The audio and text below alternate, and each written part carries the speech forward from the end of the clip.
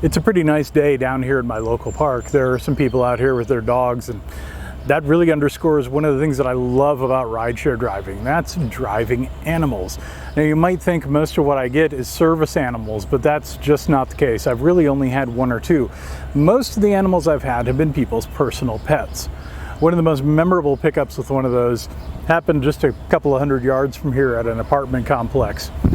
I pulled up and there was a woman in a blue hijab and black heavy rimmed glasses. Now that's a detail that you should remember. She was carrying a soft-sided pet carrier. Inside was an orange tabby cat who looks a lot like the one in this picture. I drove her and the cat to a nearby veterinary clinic and dropped them off. And I just didn't really think anything about it until 2 weeks later. I got a call to the exact same apartment complex. It's the one that you see on the right here in my dash cam video. When I pulled up, I was greeted by a woman in a blue hijab and black heavy rimmed glasses. She got in the car and I said, "Didn't I pick you up here a couple of weeks ago with a cat?"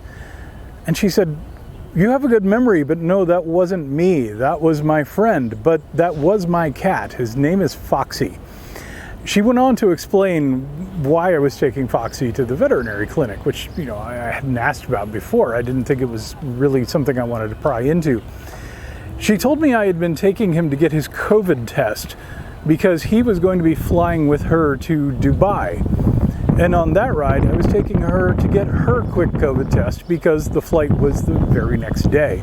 We got to talking a little more. Turns out she's from Dubai and had been here in Birmingham to study mechanical engineering. And she was going to go home to Dubai and pursue that career there. There's an awful lot of building going on in Dubai, as you may know.